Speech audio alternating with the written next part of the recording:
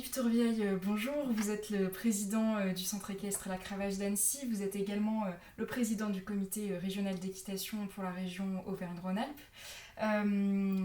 Voilà, aujourd'hui, comment ça se passe au niveau du confinement?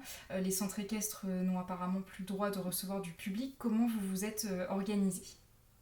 Eh bien, effectivement, depuis le 15 mars dernier, tous les centres équestres sont des établissements classés recevant du public, donc ont eu l'obligation de fermeture au public. Donc, aussi bien les élèves que les propriétaires. Donc, en réalité, effectivement, il y a malgré tout dans l'ensemble des centres équestres. Puis le nôtre, à la Cravache, donc c'est environ 40 chevaux hébergés, chevaux et poneys, et ce sont des animaux qu'il faut nourrir tous les jours, 4 fois par jour, qu'il faut sortir.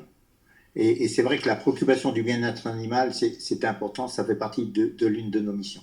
Donc c'est un petit peu compliqué, mais nous avons la chance d'avoir du personnel compétent, 2 personnes chargées du soin et d'entretien des écuries et 3 enseignants qui aujourd'hui sont toujours en activité. On a un petit peu réduit l'activité des soins, mais on a libéré le personnel un peu plus tôt. Par contre, les chevaux doivent être sortis tous les jours. Et ça, on a la chance d'avoir nos enseignants qui le font. Donc, c'est beaucoup de travail, mais on le fait sans problème. Les chevaux sont en bonne santé, ils sont bien nourris. Par chance, il n'y a pas jusqu'à maintenant eu d'intervention du vétérinaire, si le cas échéant. Voilà, on espère tout de même que ça durera le moins longtemps possible. D'un point de vue financier, forcément, vos recettes se font par les cours, etc.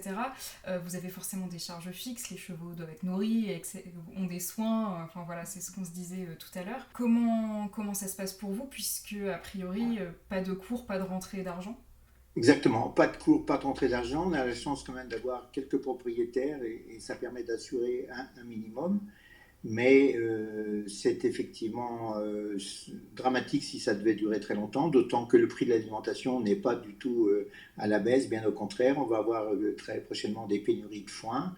Euh, on n'a pas de prêt ici, donc les chevaux, on les lâche 2 heures dans des petits paddocks, mais il est hors de question pour nous de les laisser dans la nature comme ça, donc il faut les nourrir quasiment comme d'habitude. On a réduit les rations parce que les chevaux ne sont pas au travail, ils sont juste sortis pour leur bien-être.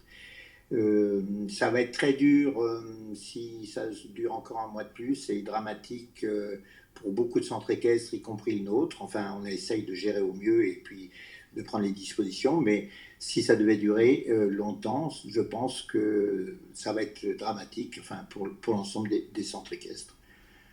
Donc on subit tout ça, on essaye d'organiser au niveau régional des aides.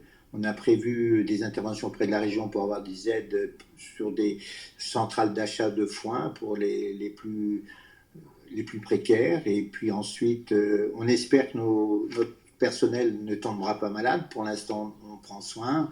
Euh, les mesures de précaution sont bien évidemment prises.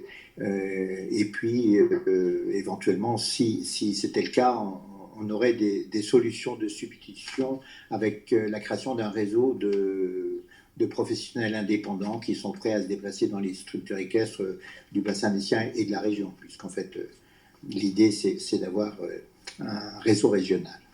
Est-ce que nous, en tant que particuliers, cavaliers, est-ce qu'on peut faire quelque chose pour vous aider?